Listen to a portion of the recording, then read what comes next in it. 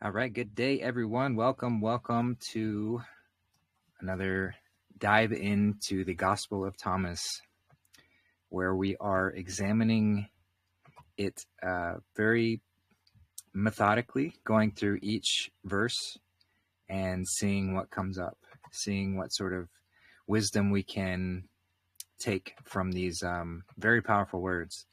And if you are just tuning into this episode for the first time, just know that this is a continuation of the series that we've been doing on this, which has been extremely powerful. Both Darth and I have been just very, very amazed at how deep this text is and how concise it is. It's not a long text. There's only 114 passages. You could essentially read it in a couple hours, probably much less, but the depth that you can get out of it, it's very much worthwhile of spending lots of time on it. Did you have something on that? No, that's exactly what I was going to say, is that while it's not a massive text, it's very concise, but it's so thick and concentrated. It's like a laser, and there's just so much information packed into it. It's not a big read, but it's not a light read either. Yeah, absolutely. So that's why we're on part 5, episode 5 of this Gospel of Thomas series. And I imagine there's going to be at least a few more, just at the rate that we're going. And I don't feel like we're going too fast or spending too much time. I mean, we have not been dawdling and even putting 2 hours per episode. We haven't finished it yet. Yeah. Yep. So we're going to be picking up on that. So if you want to start at the beginning, I'd recommend watching the series. But you're still going to get a lot just tuning into this episode. And it became very clear, kind of spoke about this in the other episodes, that the reasons why this book was removed and kept out of the canonical Bible that we know, because there's far too much power embedded into these words. It's far too simple. The truth is very simple. The realization of who we really are is very simple. And so the lie has to be very complex in order to keep us away from it. And so when you have something that is this simple, this plainly laid out, of bringing us back to ourselves and realizing our highest potential, which is all the Christ energy truly does, and anyone who embodies this Christic energy is striving to do, is just rekindle that awakening, rekindle that Christ in each and every one, so that we can create a more magnificent, beautiful, heavenly space. So yeah, let's just dive into this one today, and we'll pick up where we left off. So I'm going to share a screen, and we're just going to go through it line by line. Did you have anything else you wanted to share? Well, I was just saying that the information, all of it, has been, every single verse we've read has been relevant and powerful and dangerous to the establishment. It's very self-evident why it was removed and why it's considered so offensive and why it's been attacked repeatedly. Yep. And continued to be attacked. Yes, absolutely. So we're going to pick up, I believe, where we left off, and I think that's at verse 62. So just reading along, Ieshua said, "I reveal my mysteries to those who become worthy. Do not let your left hand know what your right hand is doing." Okay, so I do remember reading this one, so we'll skip that one. And then verse 63, Ieshua said, "There was once a rich man with a great amount of money who said, 'I will use my money for sowing, reaping, planting, and filling my silos with grain, so that I will never lack for anything.' Such was the thought of his heart. Yet that night he died. Those who have ears, let them hear." So this is akin to the Sermon on the Mount in Matthew and the other canonical Gospels, where he's speaking of, consider the birds, or consider the lilies, how they don't toil and save up for winter or worry about harvest or storing up things. And are they not cared for? Are you not greater than they? So this little simple story is just a contrasting show of what it means to focus on the external, what it means to solely place my attention on having accumulation of whatever. And we think, oh, if I have this or I have that, then I won't need to worry any longer.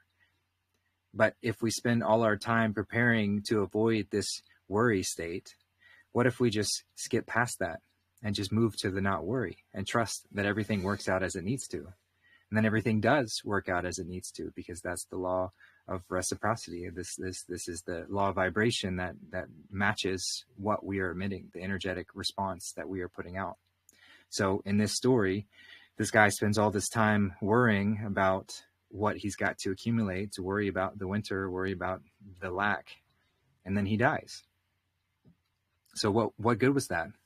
He never really lived. It was all of this spending efforts to avoid whatever made up concept he had in his mind of worrying about something. So, yeah. Okay, so there once was a rich man. So he was rich in the occult. He had the keys, because before we were talking about how there are those that have the keys to enter into heaven, and they themselves do not go into it, and they don't allow anyone else. Mm-hmm. So he's talking about someone who's wealthy spiritually. And in this particular case, this person is he's evil. Okay, so he has a great amount of money. That's occult knowledge, and he's managed to infiltrate into some sort of spiritual organization or spiritual family, because he's in a position to use his occult knowledge to make himself money.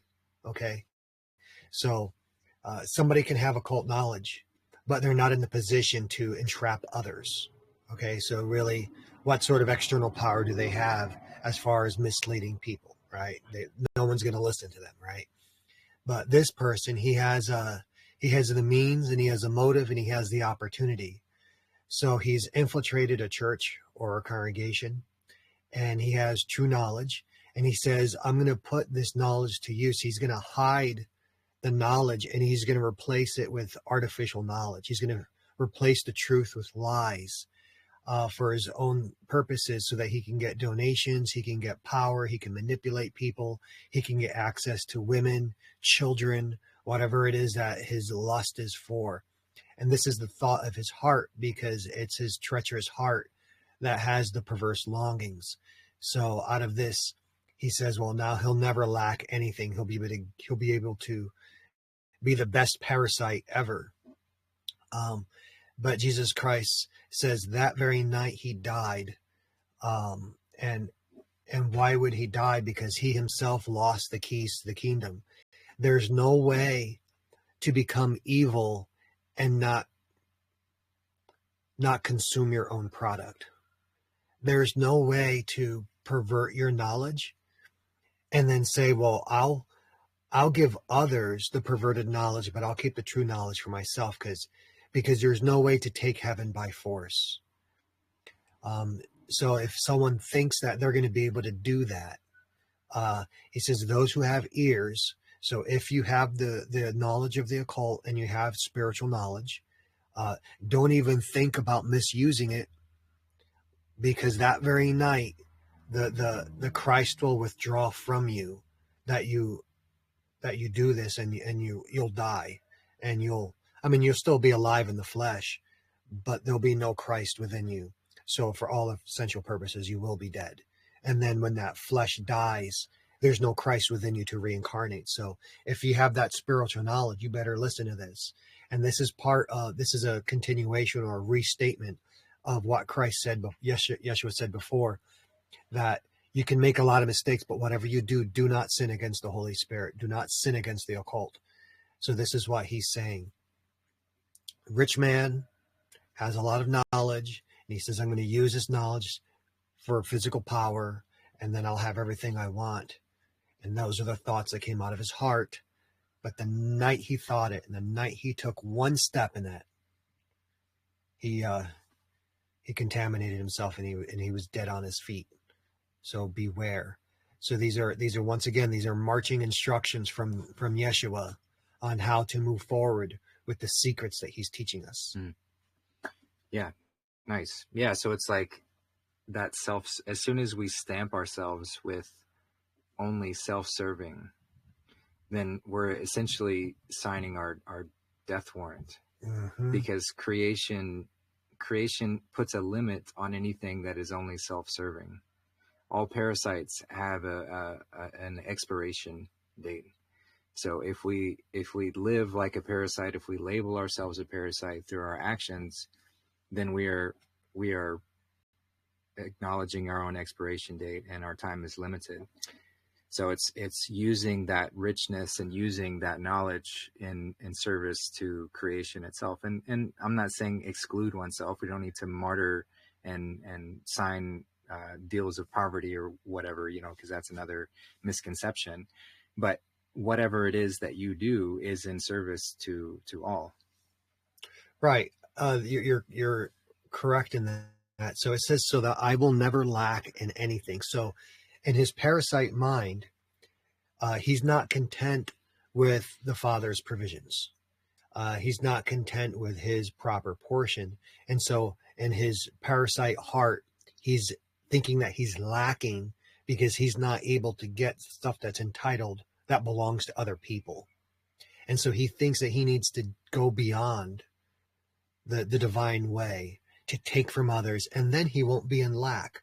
However, this is wrong, because your destination is always your origin. So if you think you're starting from lack, then no matter what you do, you're going to end in lack. The truth, or the secret, is to acknowledge that we originate from abundance. And what is the abundance that we have? It's the abundance of the Christ. It's the abundance of coming from the absolute. That's where we come from. And so that's where we're going to end. Yeah, well said. That's a powerful little 63 right there. Absolutely, yeah. First verse is a good one, right? Yeah. So verse 64, Ieshua said, there was a man who invited some visitors. After preparing the meal, he sent his servant to summon the guests. The servant went to the first one and said, my master invites you.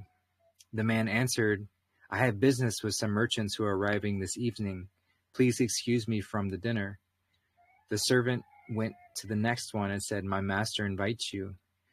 The man answered, I have just bought a house and need one day more, so I cannot come. The servant went to another guest and said, my master invites you. The man answered, my friend is getting married and I must prepare the food. Excuse me. The servant returned to his master and said, those you have invited to dinner cannot come. His master replied, then go out on the roads and invite whoever you find to dine with me. Buyers and merchants will not enter my Father's dwelling. I think that's the end. Yeah. So this one is, he kind of says it at the end. Buyers and merchants will not enter my Father's dwelling. So those who have made their busyness their priority, you can't serve two masters. Those who are so focused on status or physical accumulation or whatever the case may be, they're always going to say, oh no, I'm too busy for whatever it is that Spirit's providing us. So wherever we're being led or called to from a divine inspiration, we'll always be on the back burner towards those physical pursuits, if that is my priority, which that's what society has conditioned us to be so focused on the physicality, the status, the money, the wealth. So every time that God beckons us, the divine beckons us with the servant, we deny him. We deny that divine calling. And so at the end, he says that then go out on the roads and invite whoever you find to dine with me, whoever's willing, whoever's wanting, whoever has that open receiving, because they're not bound to the physical obsession. So those are those who will enter into the kingdom of heaven, into my Father's dwelling. Those are the ones who will make it. Okay, so let me see if you can scroll up to the beginning. Okay, so Ieshua says there's a man who had invited some visitors. The man is the absolute divine. That is the truest, highest self. And he's invited some visitors to partake in reality. And we are the visitors. We are the manifested personas of the divine. We're all of God's children here on earth. And the divine has prepared the meal. And what the meal is, it's heaven on earth. It's the celebration of all the bliss that goodness has to offer. And he has sent his servants. These are all the manifested Christ-like personas here on earth, all of the prophets, all of the divine teachers. And so God is always sending a teacher to summon guests to come and partake of heaven here on earth. And so so the teacher comes to the first one and says, my master invites you to partake. And it's these are the partake of the teachings of Christ. That's part of the meal. And the first one that he goes to is the early church infiltrators, right? And what he says is that I have business with some merchants who are arriving this evening. Please excuse me from the dinner. So the merchants are the Jews that had infiltrated into the Mosaic law. And because that's who the Jews were. They were bankers, they were merchants, they were money lenders and money makers. That's just who Ieshua is talking about here. And that's the same even if you look on mainstream modern Western Christians texts. Jesus is always talking smack against the Jews because that's just who they were. They were money lenders. So this is who he's talking about. So this person who's now part of the early Christian congregation, he is inviting these Jews into the Christian congregation, and he's doing business with them because these Jews, remember, these are the ones that hid the keys to the temple or hid the keys into heaven, and they didn't go and they didn't allow anyone else to go. So now these early church fathers of Christianity, they want to learn the secrets of how to extract wealth out of the congregation and how to prevent people from finding their own power in Christ and how to control them. So it says that that these people, they're going to meet with the merchants. So once again, they are not going to go into heaven. 64 is a continuation of 63. Christ said, listen, do not pervert these teachings. And now he's talking about people that, what are they doing? They're perverting the teachings. Okay, so now the servant goes on to the next one. And now, let me see here. So now he's going on to the next group of people, and he's saying, my master invites you. And this person is saying, I've just bought a house and I need one day more, so I can't come. So who are these people? These are people that have successfully started a church. They've successfully started their own little piece of the new Christian religion, which Jesus Christ was saying, listen, do not start a religion. These teachings are not to start centralized power. They're to empower the individual to get in touch with the Christ within. So this person is saying, listen, I'm not interested in that. I've just started my own little congregation, or I've captured some people here, right? So now they're not gonna be part of this new heaven. So then now he goes to another guest and says, my master invites you. And this one is he's getting married.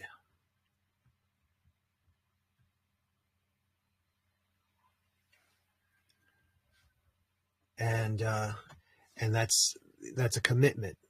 So this person is now committed toward not following the way of the Christ. He's now committed toward doing business with the merchants, because these three people, it's a progression of the fall of Christ's teachings. It's a progression of the establishment of the Roman Catholic Church. So the first person reaches out to learn how to capture people. The next person has actually done it, and the third person is committed to this way. So finally, the servant, the Christ that's manifested on earth, he goes back to the absolute divine, and he says, listen, all these people you invited, they're not going to come. And they've done the exact opposite of what I've said to do. So now the absolute divine says, go out to the roads and invite whoever you can find. So it's going to be everyone that falls outside of religion. It's going to be everyone that religion rejects, all of the lowly, all of, those that are just struggling. And that's the one that Christ is going to reside in. That's the one that the divine is going to reside in. It's this verse is a massive condemnation of organized religion. Mm-hmm. So buyers and merchants, not welcome in heaven. So there's a scripture in the Bible where it says, where these merchants and these religious people, they go up to Christ and they're saying, didn't I do these great powerful works in your name? And then he says, get away from me. Depart from me. I never knew you. So who does Christ know? Those that are not part of religion. Yep. Yeah, well said. So verse 65, Ieshua said, a good man had a vineyard, which he gave to tenants to work and harvest the fruit for him. He sent his servant to collect the fruit of the vine, but the tenants seized the servant and beat him nearly to death. The servant reported this to his master, who thought, perhaps they didn't recognize him. And he sent another servant who was also beaten. Then the master sent his own son, thinking, perhaps they will treat him with respect. When the tenants realized that he was the inheritor of the vineyard, they seized him and killed him. Those who have ears, let them hear. So this one,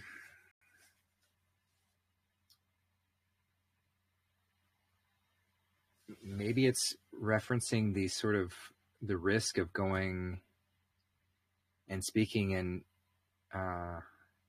sending someone else in your stead.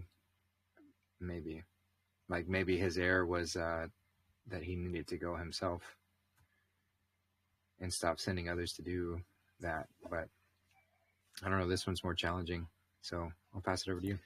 So the good man is the same good man from before. It's the absolute divine, God himself. And he has a vineyard, and the vineyard is the earth.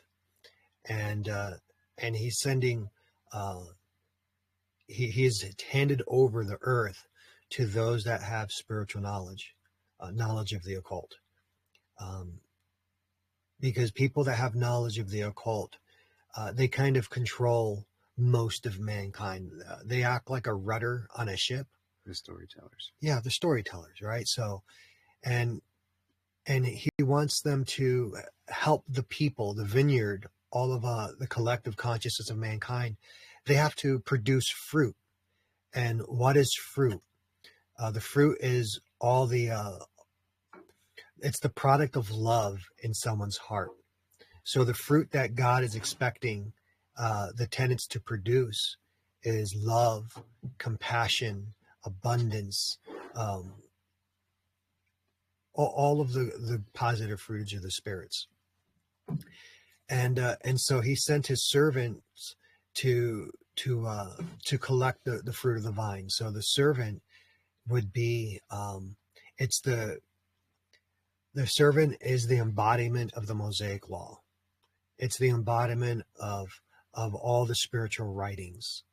But the tenants, the storytellers, they have seized the word of God and they've beat it just about to death. They've perverted it and they've captured it and they force it. Instead of using it to free people, they use it to capture people.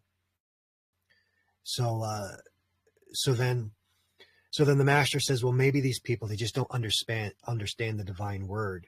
So he sends another servant, and this would be like prophets, more teachers, but they don't treat him with respect either. So finally, the good man embodies himself. He sends his son, because the son and the father are one. The father becomes a son, and the son becomes a father, and the father and the son are one, because you reincarnate into your own bloodline. So God manifests himself here on earth. And then the tenants, these are the church fathers, the spiritual leaders, they realize that this is the inheritor of reality, and so they kill him. And so those that have spiritual ears need to hear and listen, because if you choose to remove God from here on earth, then there can be no goodness here on earth, because God is good. And so then if God is removed from the earth, then what you have is, then you're going to have the hostile aspect of the divine manifest here on earth, and it will seize the field and kill those that have done this thing. And then they will give it to those that are outside of religion. And we're kind of seeing this today, where everyone that is part of the system of systems, they won't stop participating in all of the toxic way of living that results in death. That's part of the system. But those that are outside, the poor, they don't have the money to go see a doctor. They don't have the resources to participate in the poisons. And like, sometimes you would think that they're the ones doing the worst, but they're the ones that keep having children. Mm-hmm. It's just the way that it works. Yeah. There's a spiritual law to this sort of thing. Right. Yeah. Thank you for that. All right. And then verse 66, a short one. Ieshua said, "Show me the stone rejected by the builders. That is the cornerstone." So I think if you're listening to this, you can relate with that feeling of rejection. The straight and narrow path is narrow for a reason, because it's very refining. So naturally, throughout our lives, we've gone through this refining process where the normal status quo of society is not fitting for our spirit, our energy. It's yearning for something more. That Christ within us is begging to, or not begging, but encouraging itself to step out, encouraging us to let it in. And through that process, we become rejected. Society doesn't, we become the outcast in a lot of ways. But that's the true test of faith, is those who can go through that gauntlet and be rejected by society. Those are the ones who are the most fitting for that Christed energy to reside in. So that's what he says here. That is the cornerstone. That stone that's been rejected by the builders, that's the one that I want to be my strength, the strongest rock that I can reside in. That's it. The individual that's rejected by religion and rejected by the system, that is the cornerstone, or the capstone, because the word for cornerstone is the same thing as the word for the capstone, and it's a reference to the pyramids, because the pyramids had a capstone where all the power of all of the machinery and building and the rooms that are underneath the pyramids that go deep down into the earth, and they gather all of that energy and they continually concentrate it and purify it till finally that energy is brought into the pyramid, where it's further purified and concentrated till finally it hits the capstone, and then that energy is manifested into the world. But at the same time, the building also has cornerstones, but they're all equally important and they work together. So to be the cornerstone, or to be the capstone, is the whole point of why there are even people here that view themselves as something separate from God, so that we can have that beautiful vision of reality and of goodness. But in order to have that, you have to be rejected by the builders, because Because if you're accepted by the builders, if you're useful to the system of systems, then you're not able to actually see the divine. All you can do is see what they want you to see. Yep, exactly. Yeah, that's the purpose of Babylon, of the world. It's there as a test. It's there as a opportunity to break free from. If we fall into it, if we become engulfed by it, then we're still going through that process. But eventually, the Christ catches on, and we start to break free. But naturally, when we start to do that, Babylon rejects us, and so that's a good sign that you're heading in the right direction. Though it can certainly be uncomfortable at times, but that's the challenge that really helps to refine those who are worthy. You have to be courageous in order to be worthy for this path. And so if you're so consumed by the perceptions of others, or being accepted by society, or fitting into the system, then you're not ready. You're not ready for this path, and that's okay. But it's just a simple refining mechanism built into creation. So that's what he's referring to here. So yeah, moving on to verse 67, Ieshua said, "Those who know the all, yet do not know themselves, are deprived of everything." So he's sort of, I see this as sort of drawing attention to over intellectualism, those who hyper focus on learning everything from a mental perspective solely, excluding the heart connection, which is the knowing that the all is you. So those who think they know the all, but are still keeping the all separate from themselves, they do not know themselves, are deprived of everything, because they're missing that fundamental aspect, which is that the all is you. So, and it's not, of course, it can come and go in waves, but it's not nearly as successful if we focus on the external and do not know of ourselves, because we can't really know of the external until we know ourselves. The external will still be clouded in obscurity until we know ourselves, because it's all part of the same. So start with that. Start with knowing thyself, and in turn, as a natural part of the exploration, you begin to know all and everything, because there's no difference. There is no separation other than for the experience. Yeah, you nailed it. The translation on this is a little bit sticky, or I don't know, it's a little foggy, but you still got the point of it. So when it says the all that it's referring to here is the entirety of the scriptures. So someone can know, they can be able to recite the entire scriptures. They can recite every verse in the Bible perfectly. But if they don't know themselves, which would be the Christ within, then they miss the entire point of the scriptures. Right. And this is exactly what the churches have done, because the churches teach many variations of the scriptures, and they have, every Sunday and a couple times during the week, they're always expounding on the scriptures, and the people are continuously learning, but they never get introduced to the Christ within. And so then there ends up being no point to all of that teaching, and there's no point to all of that knowledge, because the only source of life that there is the Christ within. And the only true power that there is the Christ within. So it doesn't matter how many scriptures you can recite. It doesn't matter what your position is in the church, because all of that is dead stone walls, and so it's going to have to result in death. And then if you don't nurture the Christ within, then there's nothing to reincarnate, and then your life comes to an end, and your persona comes to an end, and then it's pointless.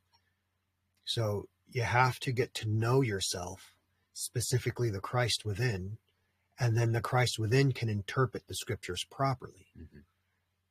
And that was the original intention of the scriptures, was to give you a stepping stone to knowing thyself. But of course, the church flipped that and distorted the interpretation interpretations only teaches a literal interpretation of it, as if it's just a history book that happened a long time ago, and sure, we can take some moral guidance from it, but that's really it. And so I always love the wisdom of Bill Donahue, and he said, take the Bible, take every single character, or take the Bible and say, insert your name here as the title, and then take every single character and replace that with you. You are all of those characters. Those are all of your various personalities, emotions, ways that we show up, points in our life where we operated in different ways, perhaps. And the point is to take all of those characters that we can show, we can be, and have them shift towards the Christ. You know, to really refine those characters to be Christic in all ways.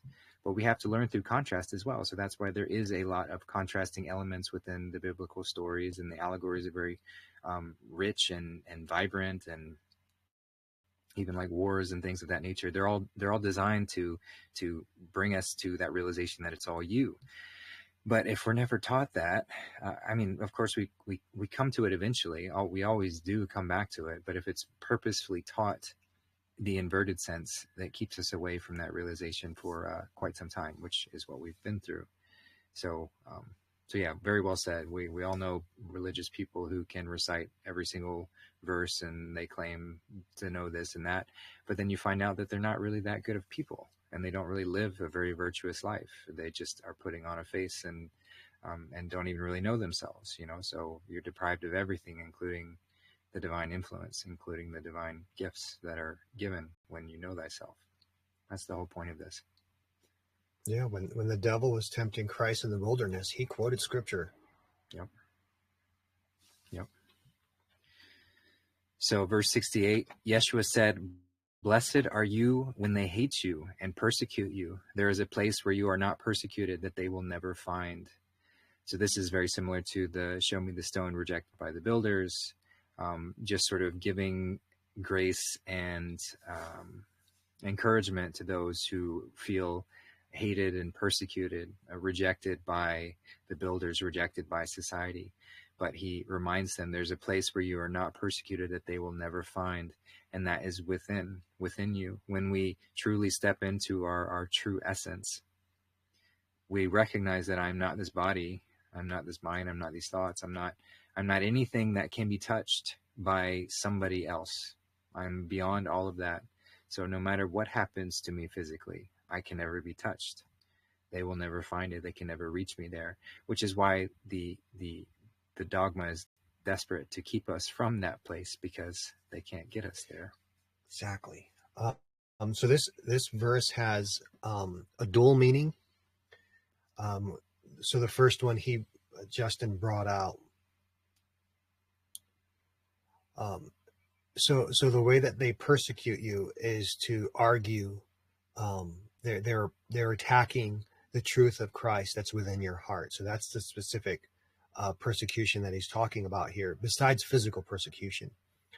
But there is a place where we are not persecuted that they can never find. So this is a sort of like, if you know sort of situation, that once you see and you've acquired spiritual eyes, then you have spiritual knowledge, and you know, and there isn't anything they can say or do to divorce you from the truth in your heart.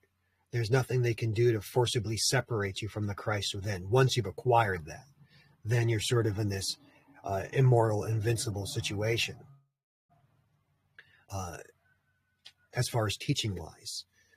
But there's a second application to this scripture, that we are blessed when they hate us because they're in opposition to us, or they're in opposition to the Christ within our heart. And they do persecute us at first. So they do have a sort of temporary success at first. However, we can find a place where we're no longer persecuted and they can't even find us, right? So what Christ is saying here is that once we become unified enough with the Christ within our heart, then not only are we in a defensible spiritual position, but now we can manifest a defensible physical position. Because remember, we're engaged in a war here on earth, first in heaven.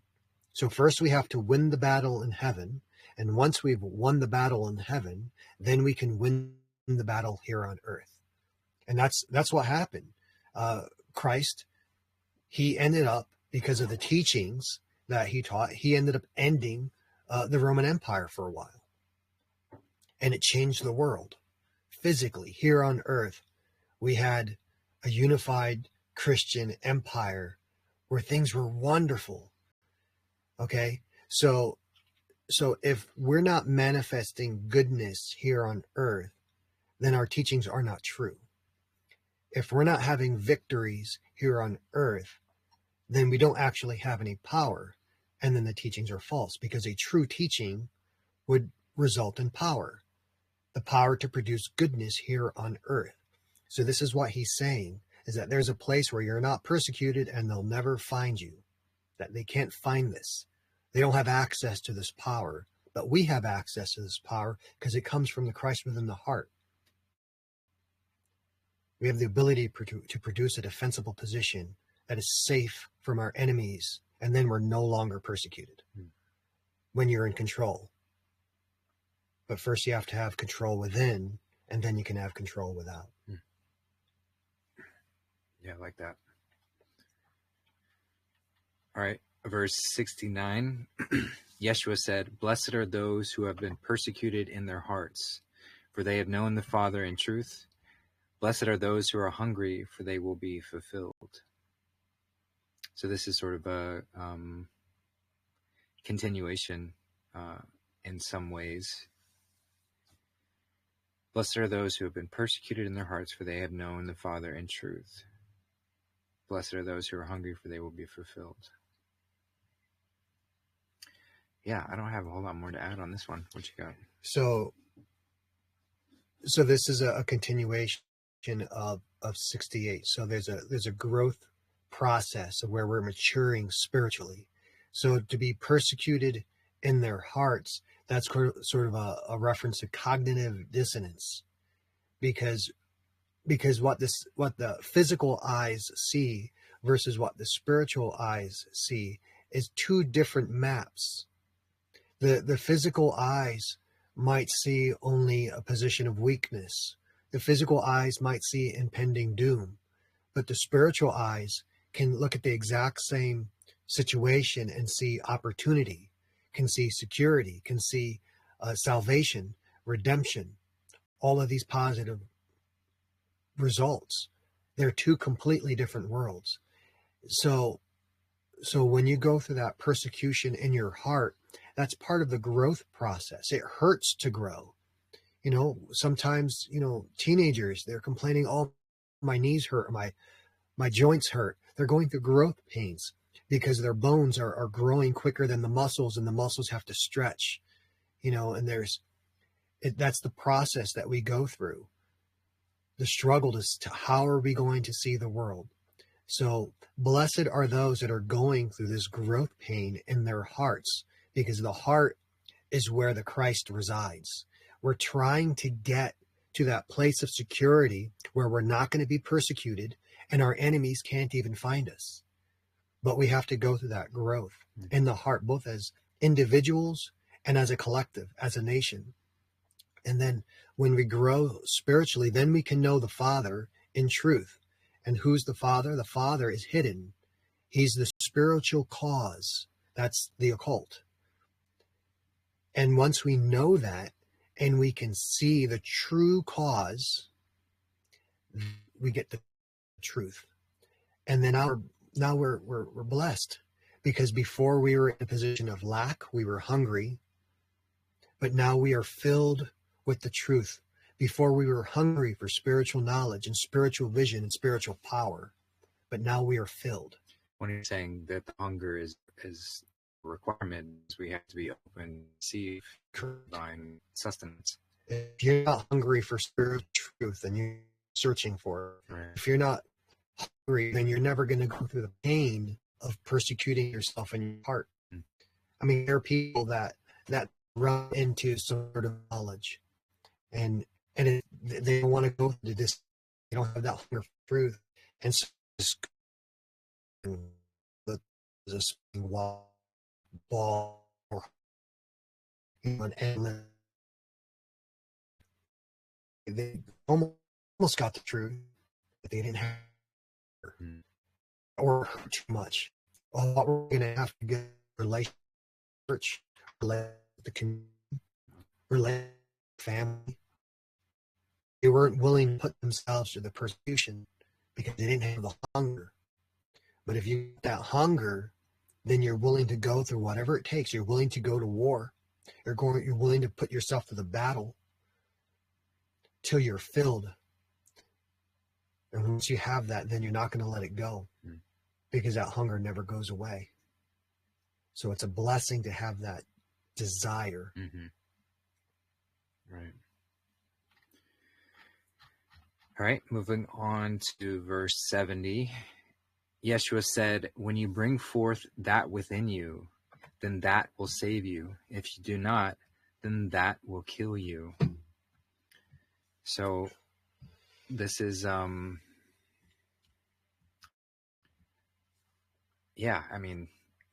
essentially we always have the choice between life or death. If we're not, kind of as I mentioned before, if we're not embodying the creation essence, the creative essence, then creation has no need for us.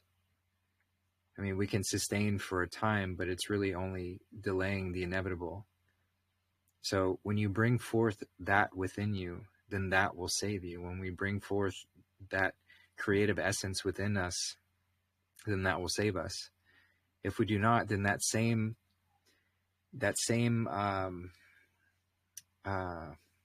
cycle of dissolving and reforming, death and rebirth, will go through that physically. If we do not, then that creative essence will kill us as well, in the sense that we have said, I'm not ready to live. I'm not ready to be a part of this creative essence, and so therefore I have this expiration date and I will die. So the choice is, do we allow that creative essence to flow through us or not? And it's a really simple decision.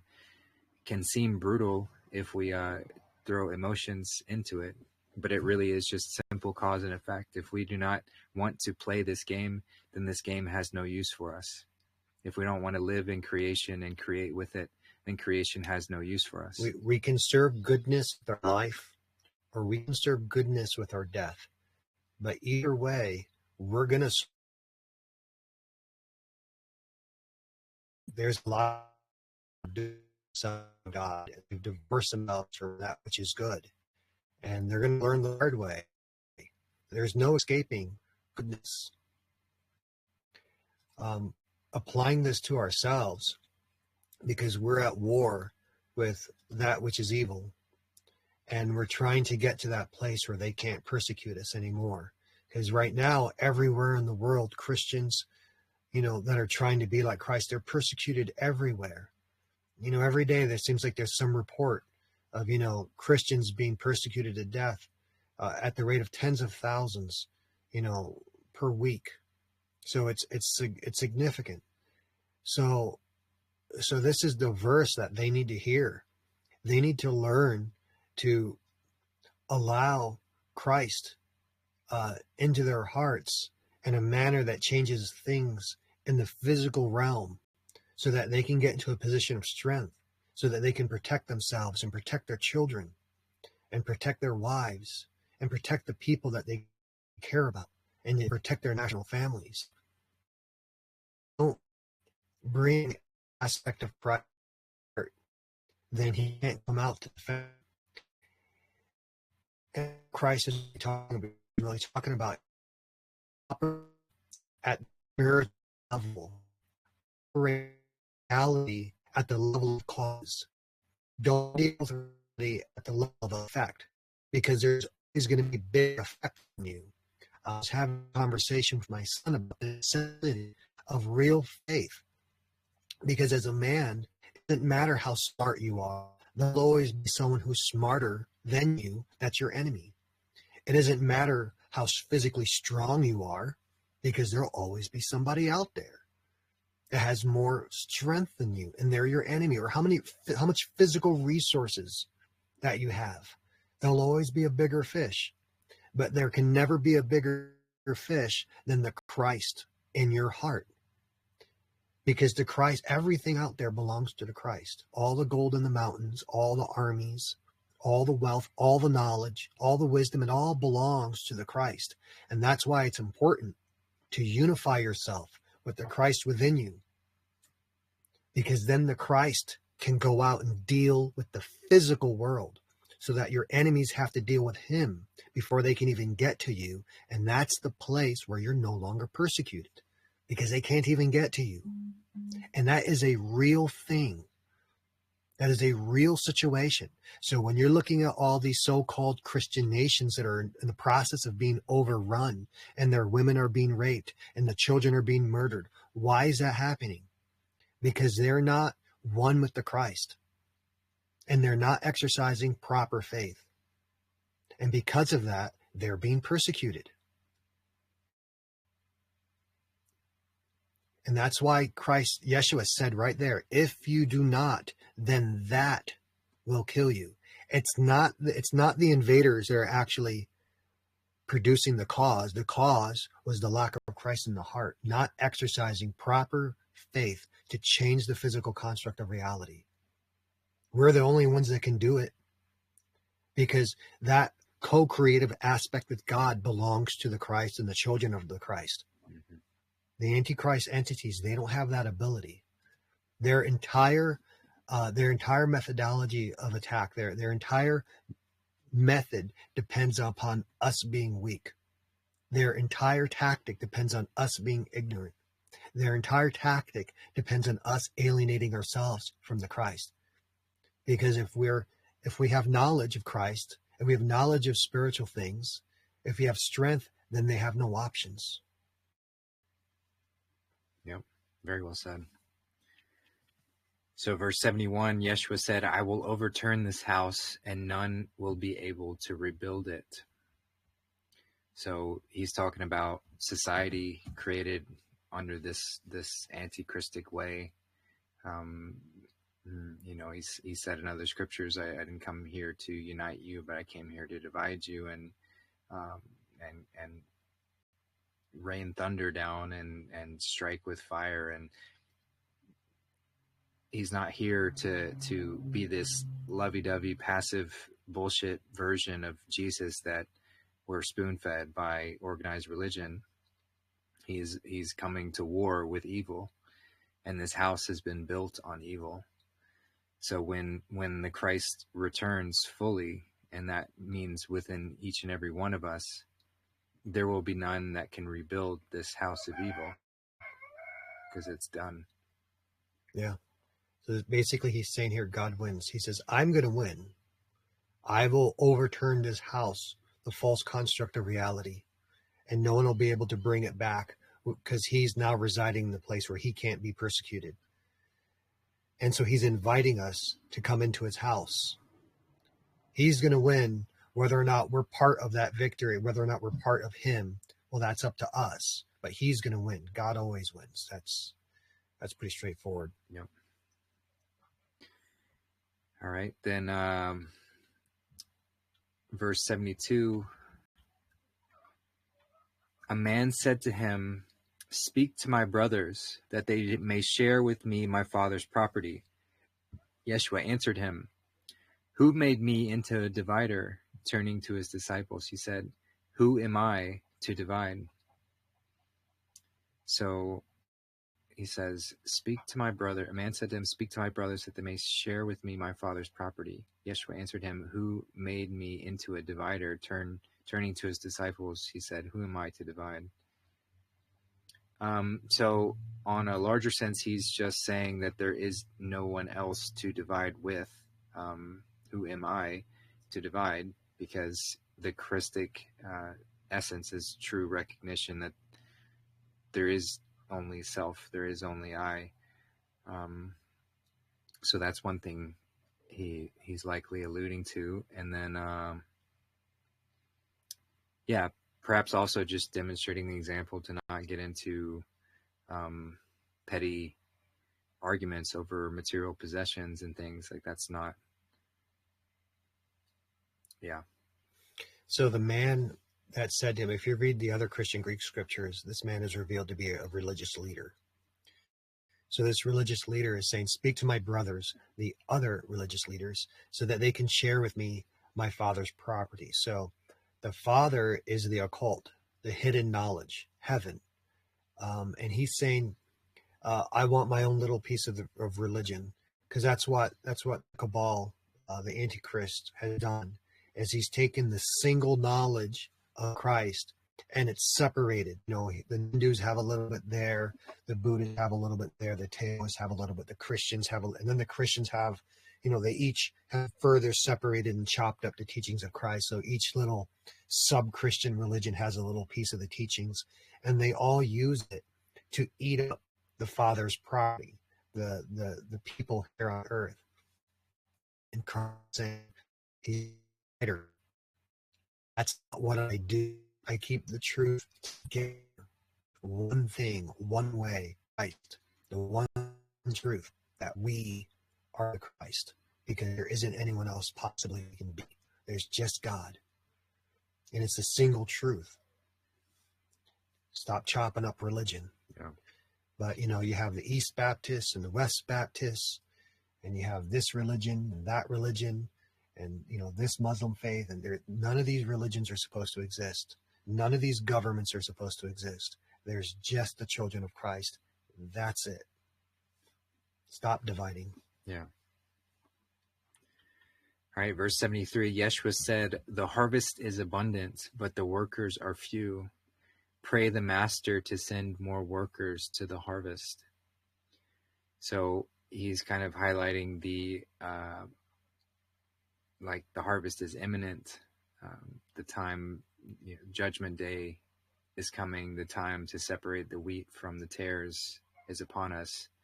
But the workers are few, those who can tend to that and help with it. So it's straightforward. Yeah, just calling on more Christic warriors to step forward as he's speaking in this whole book. Yeah. So verse 74, the master said, there are many who stand round the well, but no one to go down into it. So, yeah, I mean, it's really easy to stand and watch but those who actually take action and courageously step forward are few and far between. So he's just acknowledging this sort of effect that can happen, and it's I forget the terms that are used for it, but like where people are witnessing an accident happen or somebody hurt, and everyone just stands around and watches, thinking, oh, somebody else is going to take care of it, somebody else is going to do it. And that's the conditioning of society of Babylon, to put us in this state of inert cowardice, basically. And so he's just acknowledging that there are many who stand and watch, but no one to go down into it, no one to take that leap of faith and embody this Christic way, which requires a great deal of courage to do so. That's it. Yeah. We're in a target-rich environment. There's many organizations that need to be torn down, but we need more workers that are willing to actually do the work of ripping stuff up. Yep. So verse 75, Ieshua said, many are standing by the door, but only those who are alone and simple can enter the bridal chamber.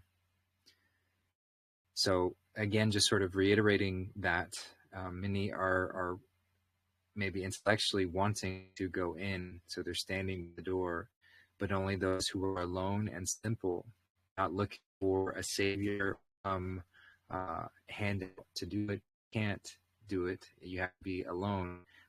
So it's a solitary journey, and as in not that attached to material possessions and all of that. You have to be free of attachment. So only those can enter the bridal chamber, which physiologically is represented by the chamber within. So when we raise the chrism, the Christ within us, the illumination opens the bridal chamber, and that is a physiological process that happens that allows all the sacred secretions to emit, which leads to perpetual life and bliss. So, which is, the conditions to create a physical heavenly state. So this is referring to our physical anatomy as well. So you're standing by the door. So the door is where you enter. The door located in your heart. So many people have the door. Have the script heart. However, only with the door yourself. No one can see you. No one forcibly you with the Christ. You have to do that by yourself. Alone. This means that there isn't anything physical.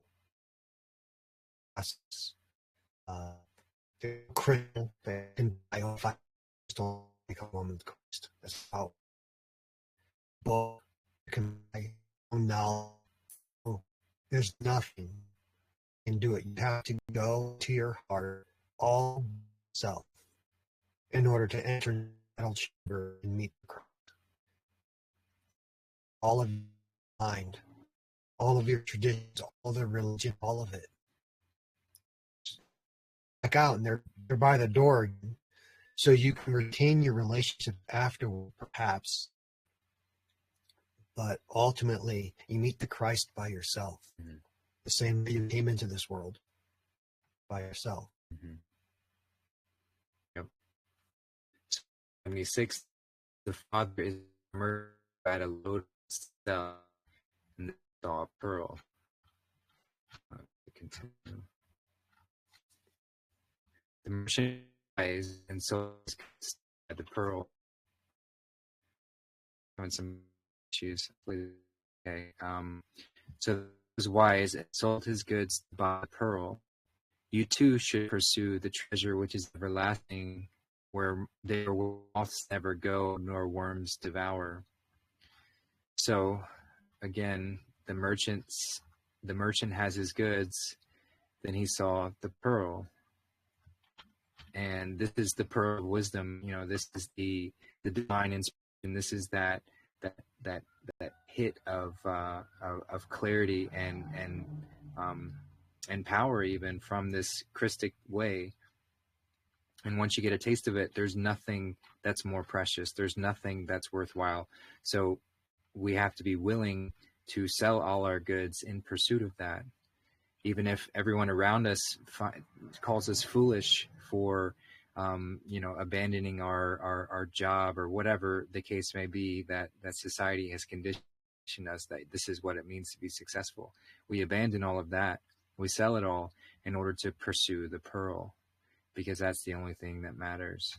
And it's not a physical treasure there where moths never go nor worms devour, because it's within. It's the only treasure. It's the only treasure to really pursue. So the merchant is any religious person, and he has his merchandise. He has the spiritual traditions. He has whatever spiritual book he has, where he's going to discover a pearl. And pearl it's the actual relationship with the Christ. It's the actual relationship with your truest, highest self. So God is not actually the Bible. He's not actually in the Bible, but the Bible is kind of like a map talking about a place, because it's talking about a city that you can never actually arrive at. It doesn't actually have a name, right? So all of these holy traditions that we have, whatever religion, the traditions aren't actually God. They're just very poor tools for trying to get to God. And so you have these religious people, and they're born into the world, and they have a culture, they have an identity, they have a religion, they have a political whatever. But none of these things are actually God. However, through the use of these things, they realize, oh, wait a sec, there really is a God. Okay, God is not the God of my religion. Okay, we're not worshiping how we know God or what we think God is. There's actually really is a self outside of that it's true, it's real.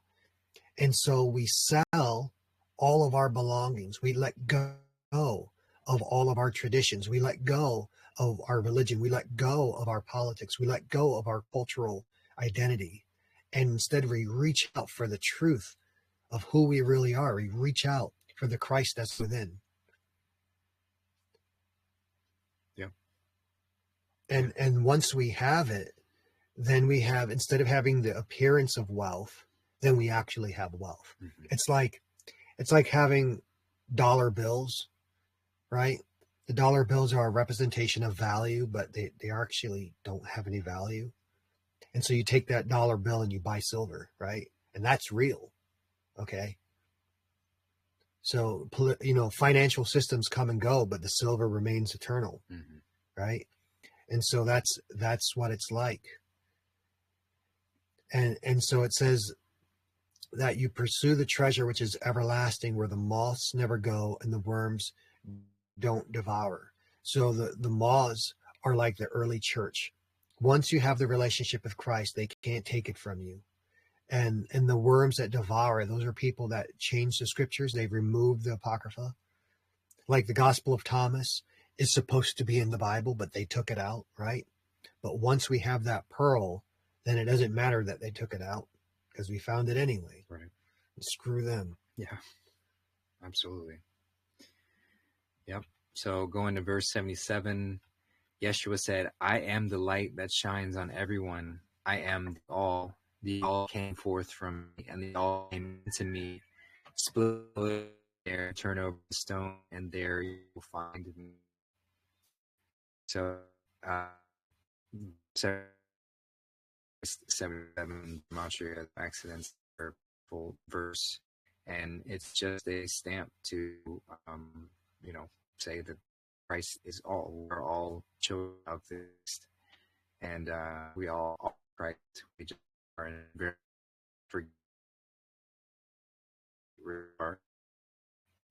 third thing that's great.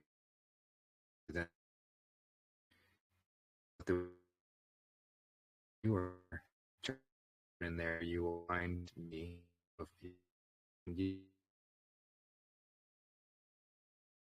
that way. So he's just emphasizing it here.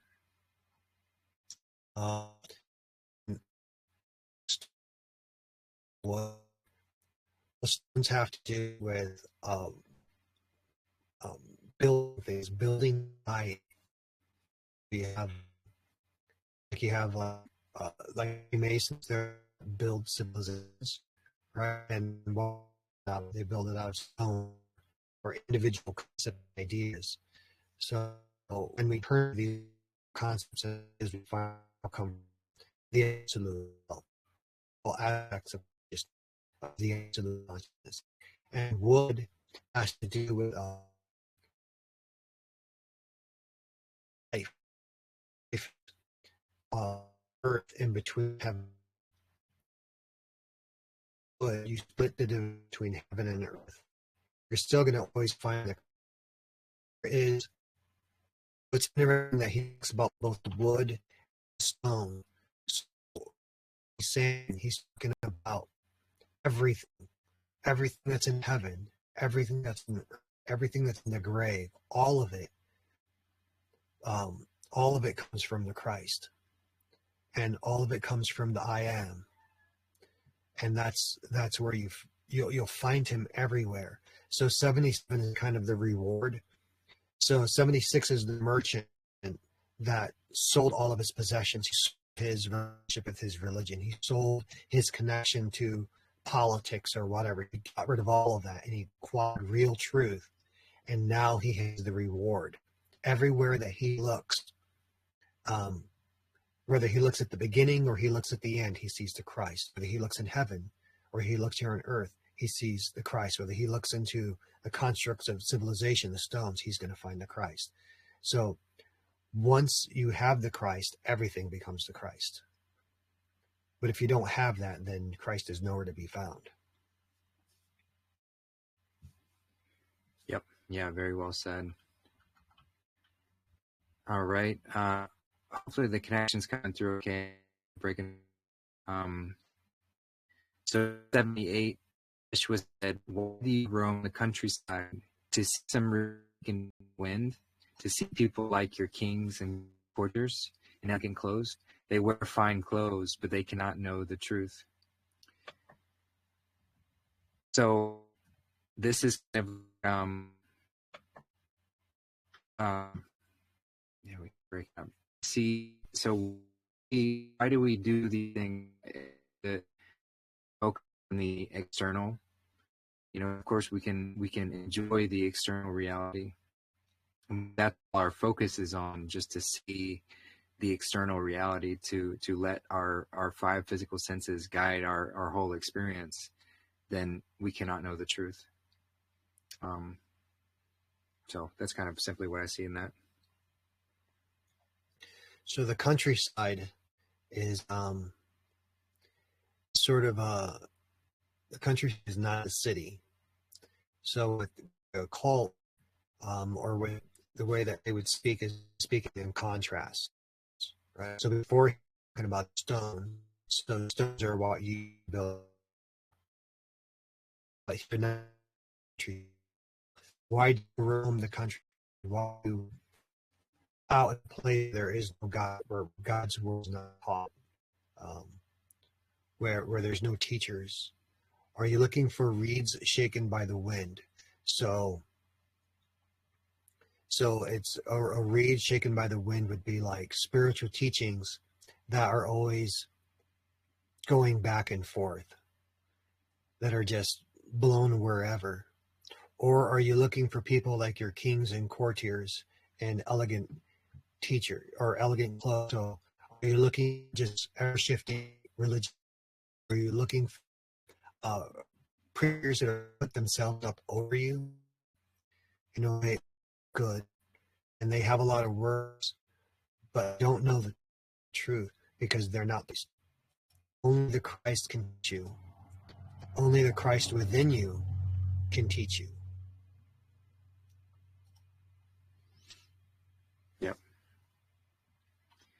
So verse 79, a woman in the crowd said to him, "Blessed are the womb that bore you and the breast that nursed you." He answered, "Blessed are those who listen to the word of the Father and truly follow it. For the day will come when you will say, 'Blessed are the womb that has never borne and the breasts that have never nursed.'" So he's sort of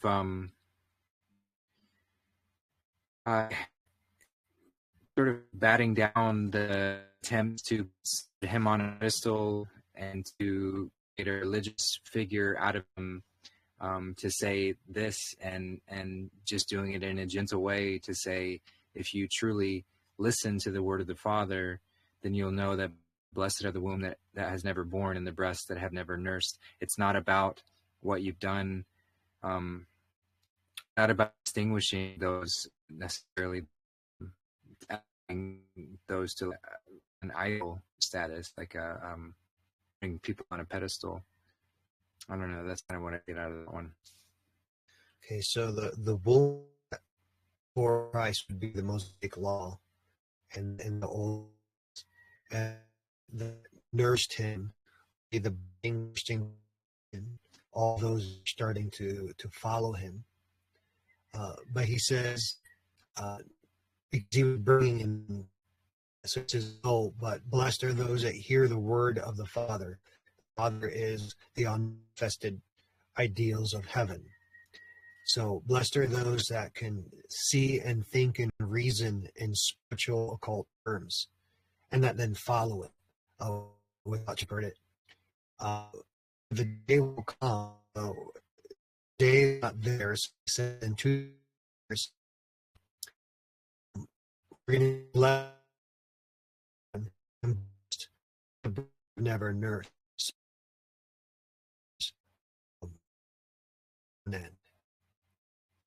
That's what he's saying. Because for the day will come, that's 2 days. It's 1,000 years.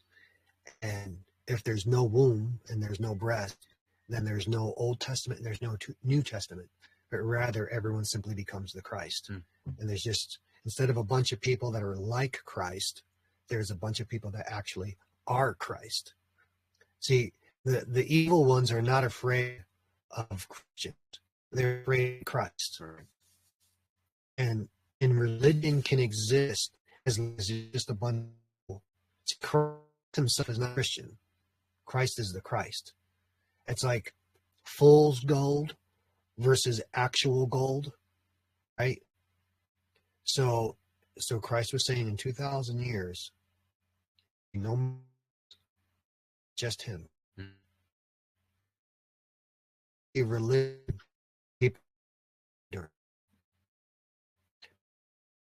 expert, political nation from the people united in the crossing doesn't need politics. And then it would be a blessed to be then all because politics and religion. Yeah. And I don't know what's going on with issues here. Computer reset. That's what it means. Oh. That's a tape in the middle of this. Anything to do with connection, though. So verse 80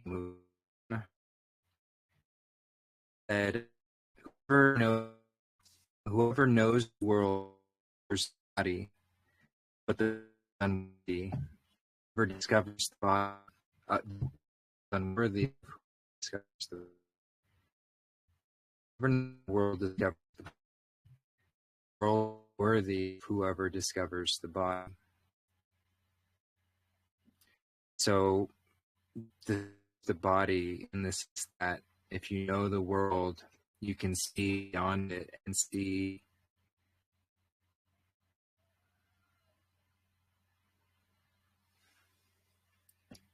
I mean, essentially what I'm saying is the world is unworthy of whoever discovers the body. So whoever knows the world discovers the body and steps outside of it.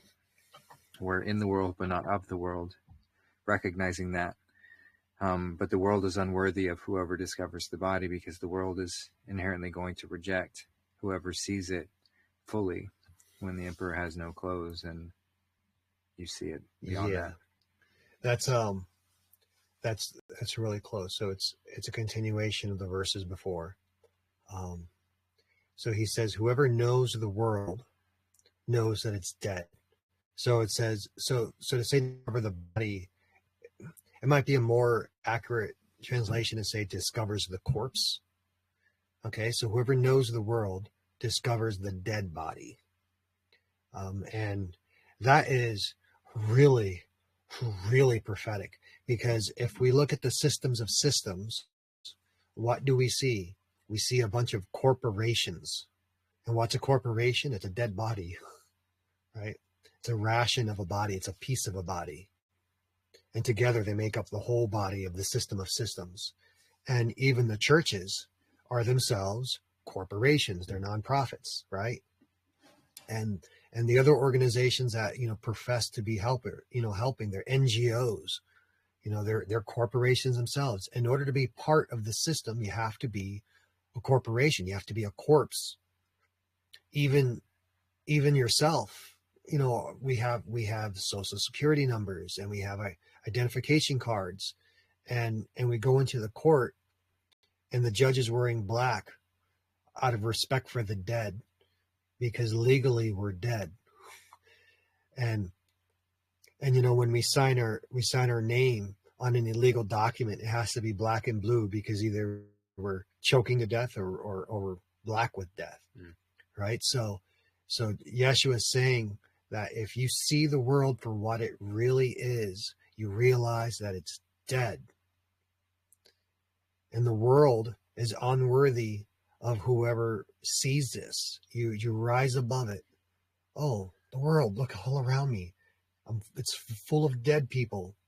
because they're separated from the Christ, and their systems are separated from the Christ. There's nothing wrong with systems, but the systems have to be below the family.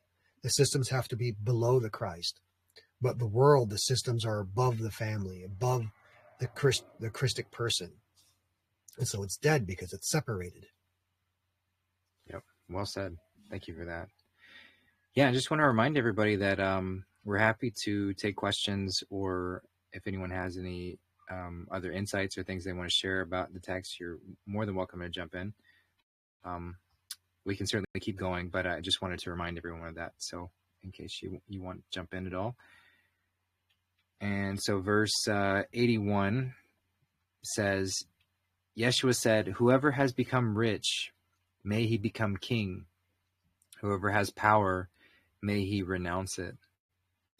So we have great responsibility. And we're inevitably going to we're going to become king when we become rich with spiritual knowledge. When we grow, we are going to be rich. May those spiritual and but whoever has power, so be full of those who are yearning for power for the sake of power, or wanting it. And that's why I often say humility is key. To stay humble, to lower ourselves to the earth, so that no matter what power we're bestowed, and inevitably we will be bestowed power if we follow this path, we are able to renounce it for the sake of simply pursuit of power, for just that, so that those who are in power stay humble.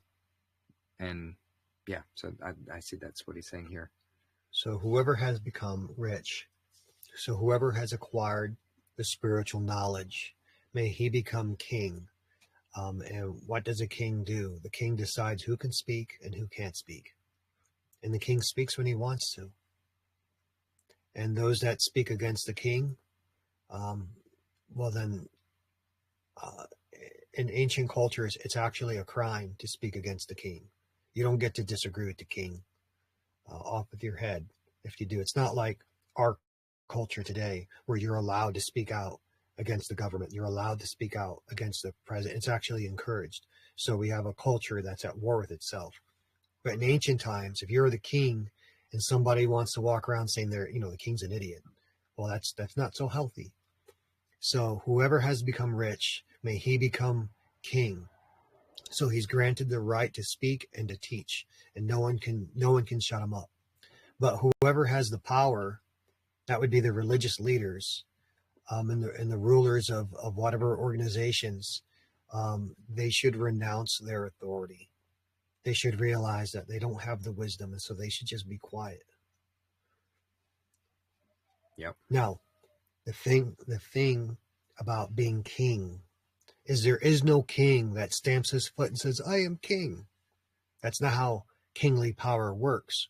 The way that masculine kingly power works is that a man will acquire, through self-control and through tribulations, he acquires self-control and competency.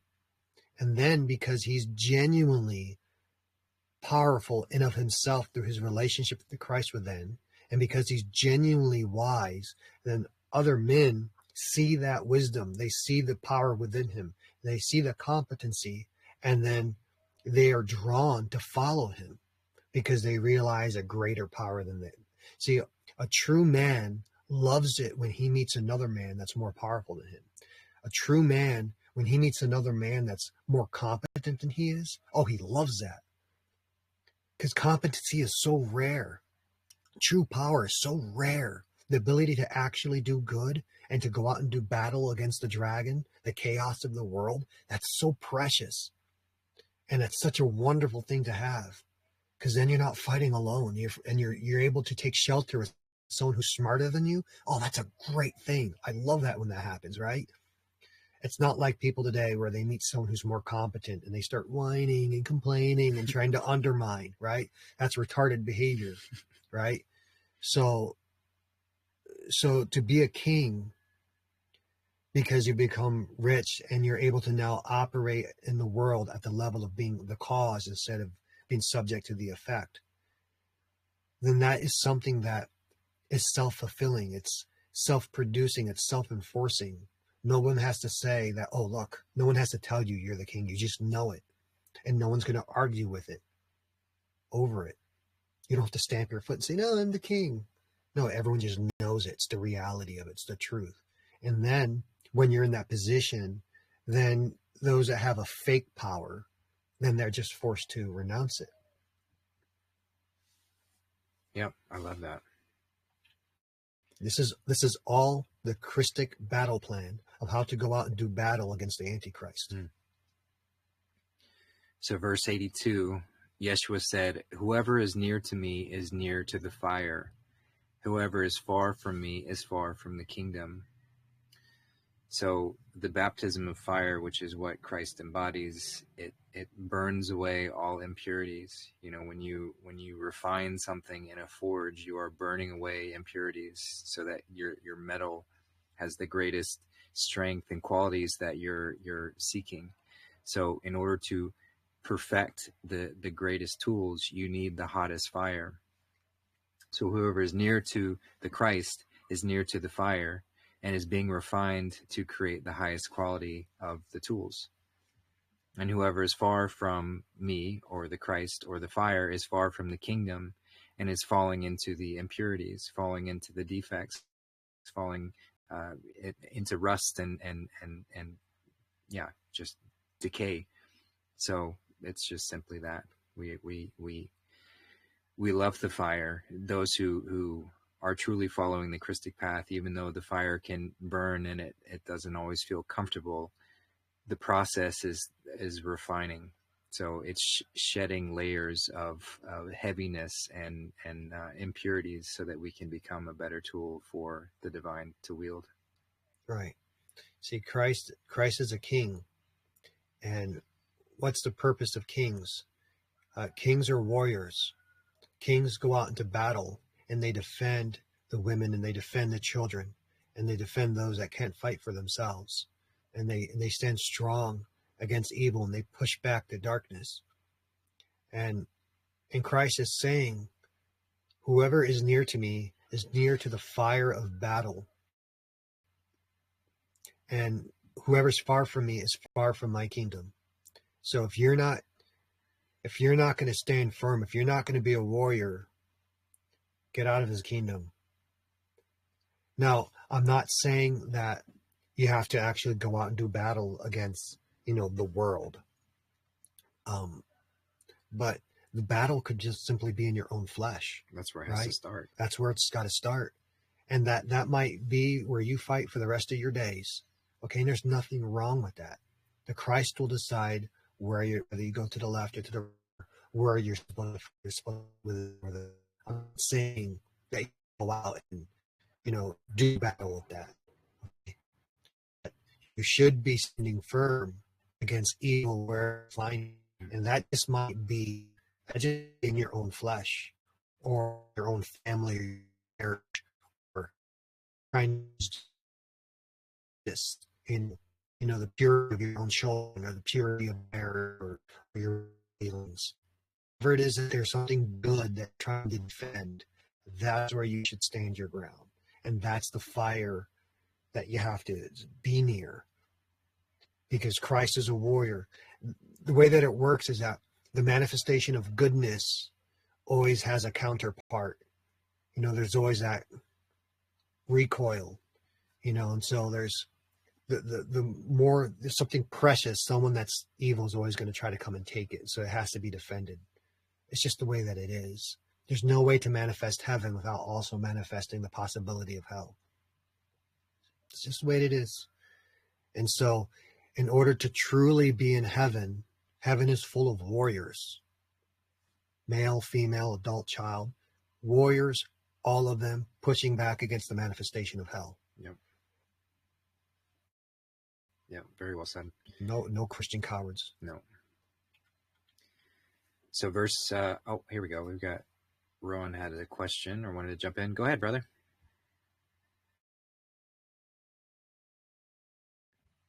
Yeah, go ahead, Ron.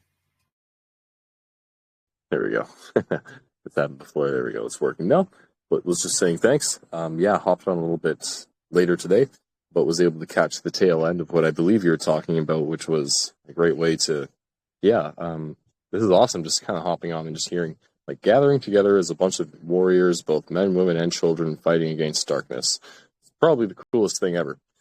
And in this world that we find ourselves in, we, of course, want to surround ourselves with people who are strong and have this not only mentality but belief in what they do and hoping that it's the best thing, right? Because that's all we can really ask for. But with all this requirements of life, like having land to live on, and we've talked about this a few times, this whole like competition, it seems, of intellectual power versus just belief and faith in God, is that many of us want to help others who have already started with their projects and things, like building some, like, permaculture farm or something that produces good unpoisonous food that helps multiple families, if not build entire communities. And I don't know, I want to not just try to reinvent the wheel, but help or know how to help people or fellow, what we call warriors, who are fighting all kinds of fights. And as simple as from, like changing what you eat, or, like temptations of the flesh versus like even just making the wrong decisions financially. That's the point. Until this whole Nasara Jasara thing happens, and I don't know, like, I don't want to be sitting around on my butt. I like being a warrior. So I think what I'm bringing up here is, like, how can those of us who really do want to be, it's not about gaining validation, but it's just like becoming warriors we're just being naturally so, by investing in things that people have already started, put blood, sweat, and tears into. But just so many of these circles are scams.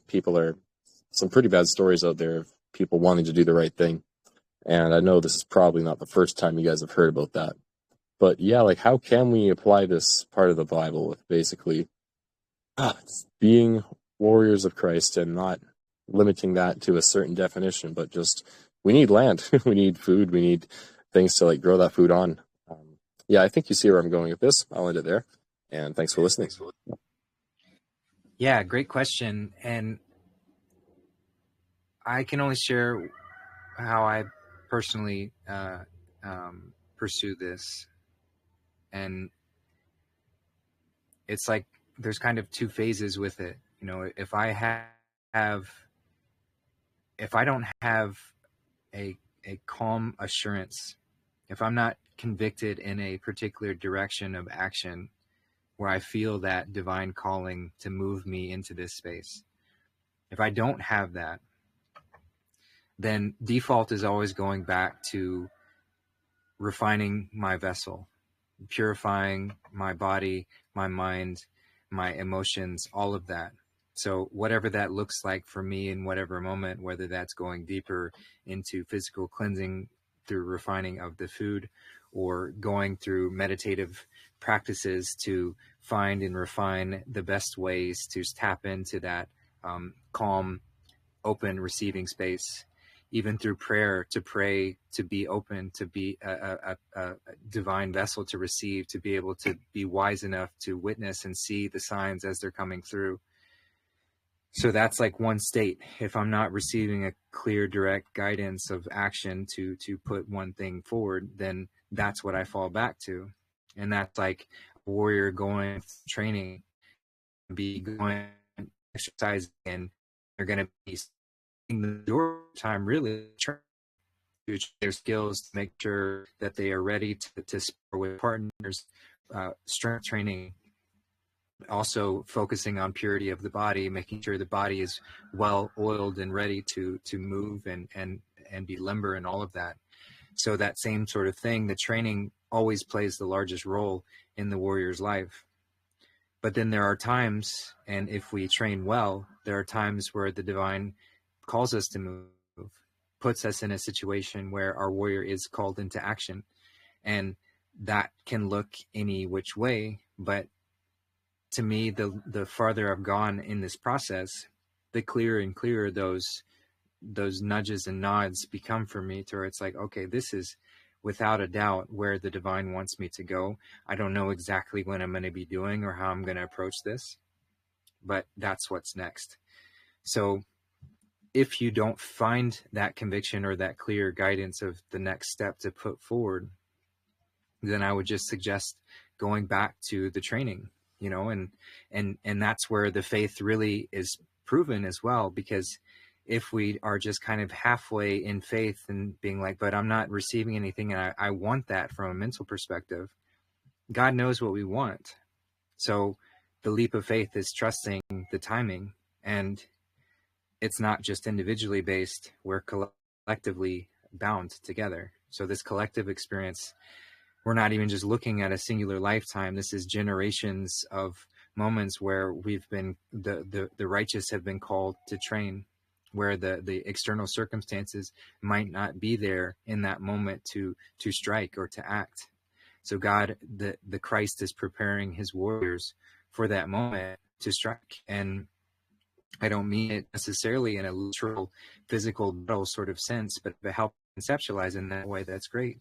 But just to do the thing that you're referring to, where there's less inhibitions from society to prevent that kind of thing. Like you're talking about growing food for communities to live.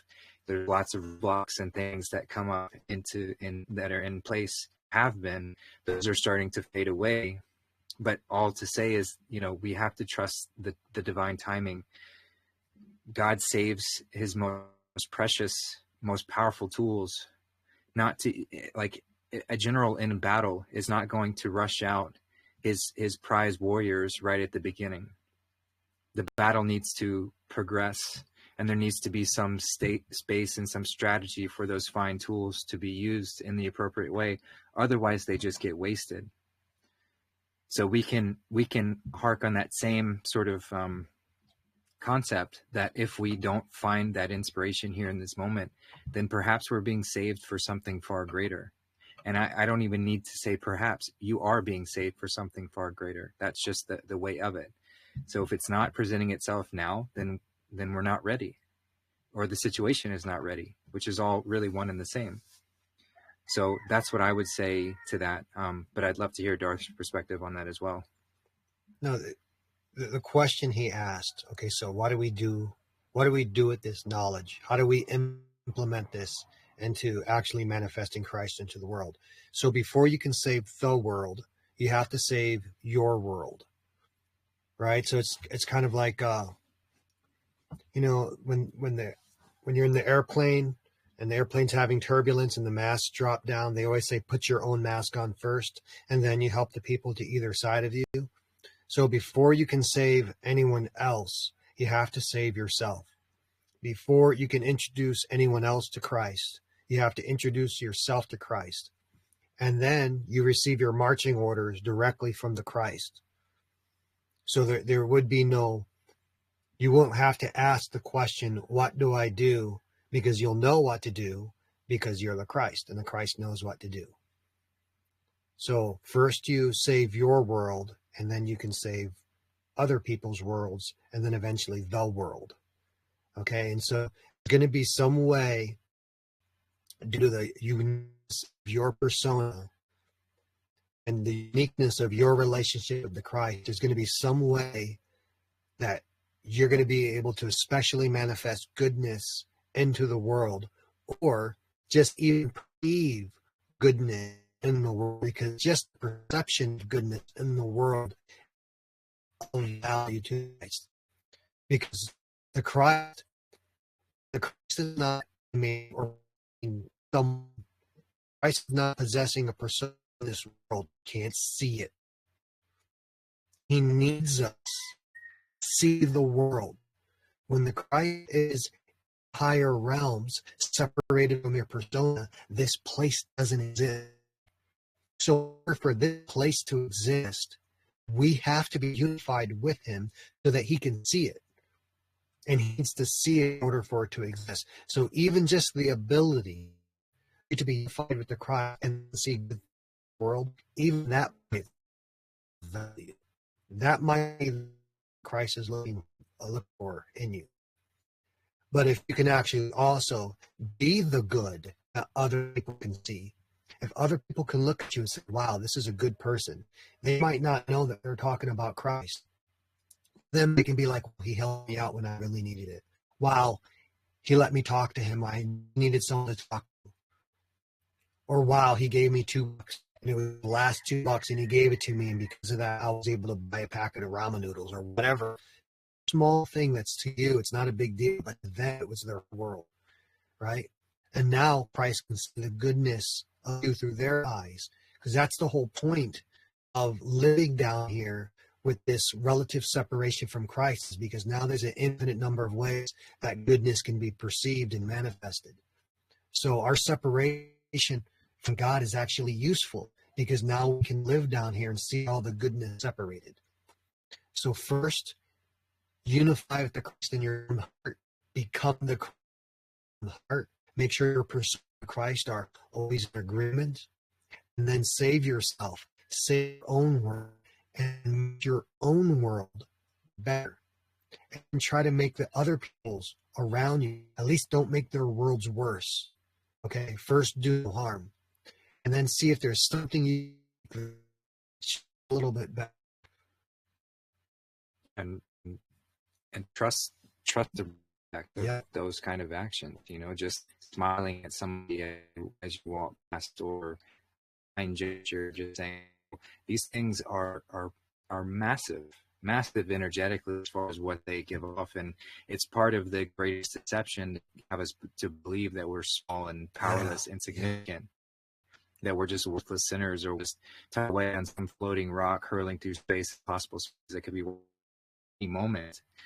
These are lies that make you feel like and you can't do anything to change. But what if the opposite is true, and that everything that you do is immensely powerful? Every action, everything that we do is incredible. And so to treat every interaction that we have with another form of consciousness as this miracle that it truly is, and to be a conduit for thatness, to interact with these other forms of consciousness, so that collectively as a whole, one singular source of consciousness, we feel that love emanating from within ourselves. That's magic. So the principle is, as when so Christ in your world, and Christ would be in the world as being. Okay? The Christ not in your personal, but also leaves the world outside of you.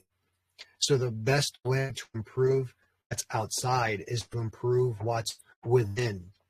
And don't worry about, I have to go out there and do battle with this government, or I have to go out there and battle with that church. Battle with yourself. And then because as you improve your inner world, your world also has to improve. Be side by side with each other, and they both have the same physical resources, but one is improving his world and the other one is giving into that goodness. What happens is that their worlds kind of part and they split. One goes off and goes on an improved condition, and because we're right in the lower, we can't tell at the timeline exact split. And so for one person, he went off into a world that was filled with, tyranny and communism and poison and destruction. And the other person, they can't tell because the reality is infinite. God, a million for everyone. Even though we're sitting side by side next to each other here, just actually world, and I'm in a world a little bit, but worlds only appear to, but from spirit realm, you can tell, they're different worlds. That's an alignment, because we believe our vision of the Christ, the way we Christ, is extremely similar. And so because of that, our physical world is very similar. And so we're able to stay near to each other and help. But one of us was to aim the Christ within, and they would be in effect separated, and there's nothing that could stop that from happening. So we're going and doing battle with the external world. First, battle with your world, and let the Christ deal with the world. What we were talking about in the verses, at first you go through the persecution, and blessed are those that go through the persecution. And eventually they get to a place where they no longer be persecuted. So the verse before, here, the verse before is the actual answer to your question.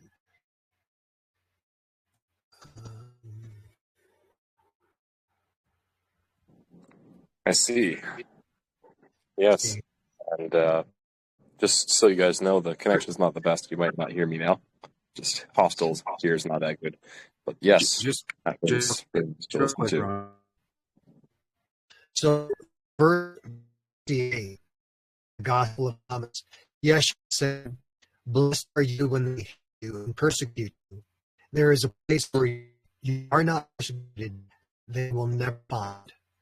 So that's the answer to your question, is your tribulation.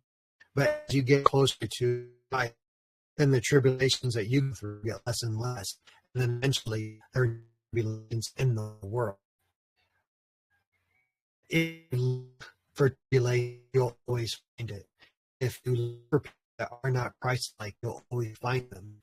And if you look for hell, you'll always find it. And if you look for people in hell, you find them. Because reality is infinite and infinite.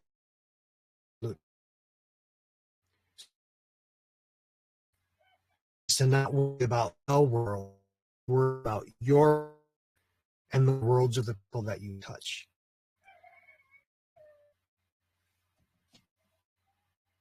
Yeah, go ahead, Ron, if you have any follow-up.